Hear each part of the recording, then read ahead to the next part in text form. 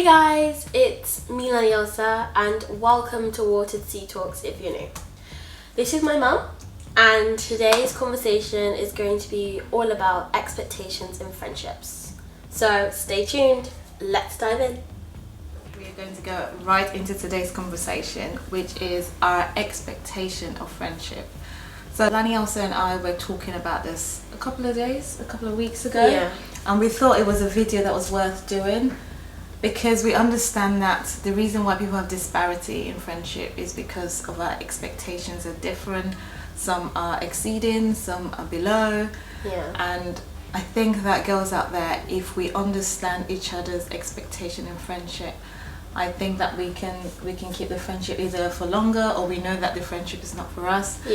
And I wanted Laniosa to kind of just discuss our viewpoints, but for girls out there, just to explain what we mean by expectation in friendship. Laniosa, do you want to explain that? So an expectation in a friendship is like what you expect from that friend and how they like behave towards you in that friendship. But if you don't have, as Mum said, that like some people have like too high expectations of their friends and too low. If you have a too low of an expectation of your friend, you can get really hurt. And that I think that links to having like a low self-respect of yourself. Absolutely. So low self-esteem, and you think that people don't like you, your friends don't want you. But generally, I know that I don't want to say it in this amount of years that you've been on earth, because you're only almost 12. But it is the fact that, what do you think you have got the expectation of friendship wrong, and what is your experience so far in regards to This may seem a bit irrelevant, but I don't feel like trios work that often. What do you mean trios? So trios are like when you have 3 people in a friendship circle. So I'm not saying, don't get me wrong, you can be friends with 2 other people and you can be like the best friend group. But what I've learned is that when you're in a trio, there's always, even if it isn't you, there's always someone who's likely going to feel like they're going to be like left out or something. And I've experienced that, and it's not nice. Whenever like choosing partners or stuff, you can't go in a trio, the other 2 kind of leave your side. So more like even numbers. So 4, 6, 8. Well, 8 is too much, but so we're saying about 4s. I understand that, absolutely get it. I mean, my 2 best friends, we're a trio, and we haven't always been trios, but I think that the idea is that you have to know those individual people. You don't just come together as a trio. I think you have to independently be friends with those individual people. And so when you 3 come together, it's just a ceiling. It's just like an icing on the cake. But I can understand when 2 people have already been friends, and then one person comes into the mix, then that 3rd person would always feel left out, because these 2 already have it have it going. I've experienced that. Absolutely. So I guess that is another expectation in friendship, which is the fact that when 2 people are already friends and you come into it, don't always assume that you are going to melt just like those 2 have. You might constantly be the one being left out. Or you may be the one that the trio is kind of fighting for, like they're fighting over each other to get your attention. Exactly. So yes, that is an expectation in friendship. Okay. I think another one is I think we all do it, like depending on what race or kind of what colour someone's skin is, that we think that they're automatically going to be our friend. Like I could walk in a room and there's 3 black people and 3 white people, and I could automatically think that all the black people in the room are going to be nice to me because of the same colour of our skin. But in the end, the black people may not be nice to me, and I may become really close friends with the white people.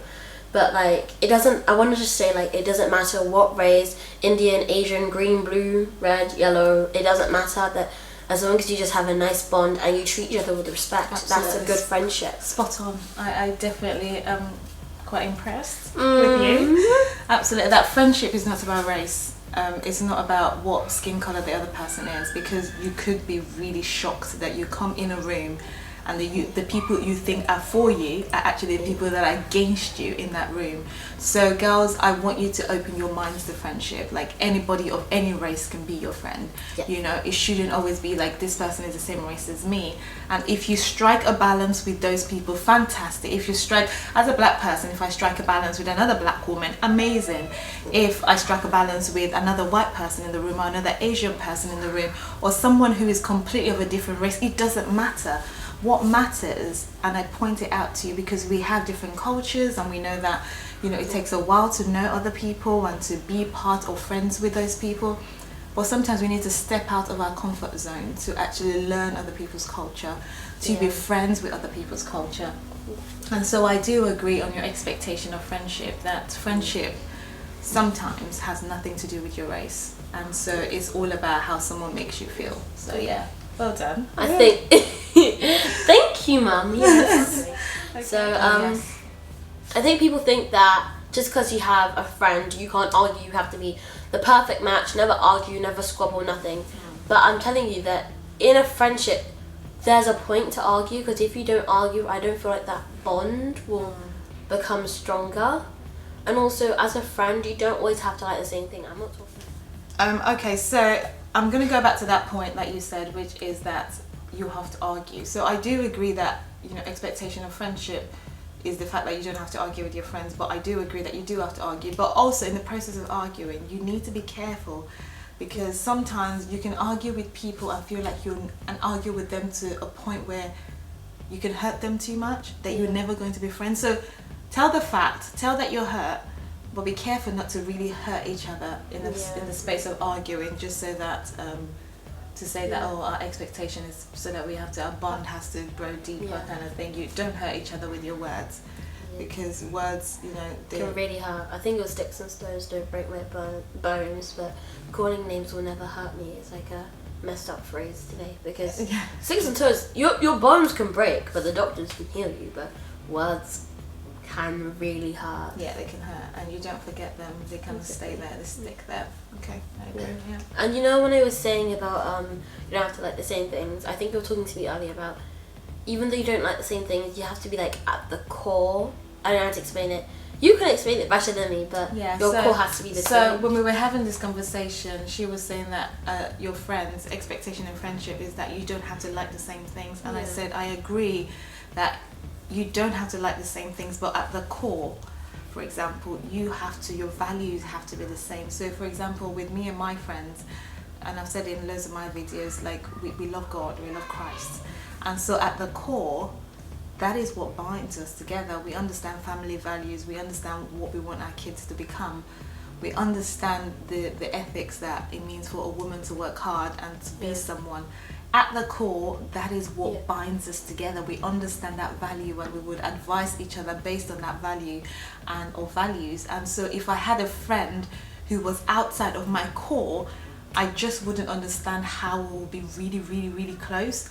We're not saying that you can't be friends with someone who's a different faith to you. Absolutely. No, you can be friends. Absolutely. But I wouldn't see myself becoming like close friends. So you won't, yes, I understand. But that. even if you aren't a Christian or you don't have a faith, some of your root cause could be like what you believe in. Like, do you believe in kindness? Do you believe in like love, as in like loving one another and respecting each other? It doesn't have to be a faith, because if you're of no faith, you're of no faith. Yeah, absolutely. But the truth for me is the fact that, you know, my faith, or, you know, my belief in Jesus Christ is what really holds me as a person. And so to choose my friends, or to have best friends, so not even friends, because friends, I can be friends with everybody, but I'm talking about the best friends, the people where when life really digs a hole for you, the people that you call to say, look, I'm going through this.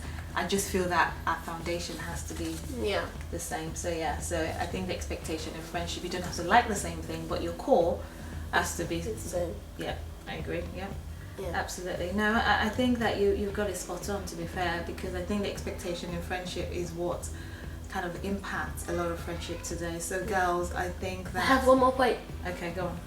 Sorry. My last point would be that as friends, you need to spend quality time. And I'm not saying that you have to be with each other every day, every second, every breath. but you can you just make time for each other.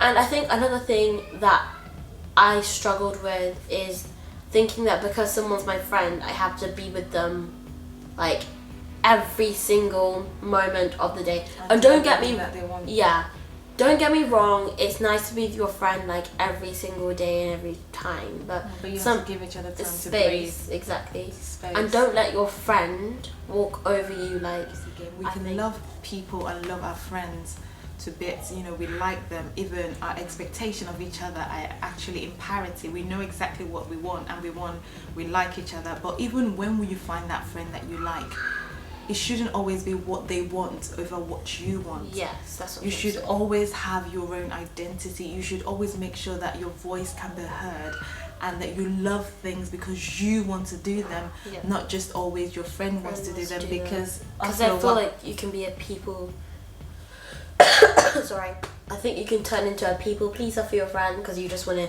impress them so much, or you want to keep the friendship going, so you're like, oh no, we'll do what you want to do today or stuff. But overall, just spend as much time with each other as you can, and because life is short and you don't have that long, so absolutely spot on. So yes, Lanias has kind of talked about all the points. I think that she's made valuable points. Girls out there, I hope that you have learned from our conversation. I'm guessing we're about 10 minutes or so in. Or maybe I hope we're underneath 8 minutes, or we've just been ranting. Well, we'll find out when we do the editing. So thank you guys for watching. Thank you. And don't forget to hit the notification bell. What's that? Okay. The subscribe button. No, wait. I never remember to do that. No, sorry. She tells me in the video, said, "Mommy, you didn't say anything about subscribe." I'm like, Lani, also. You don't need to beg people to subscribe. Yes. The people but the notification bell is important. Even if people don't subscribe, you get updated with our latest videos and everything. So. Okay. All right. Yeah. All right, Lani, also thank you. So, all right, guys, we will see you in a fortnight. Thank you for watching. Bye.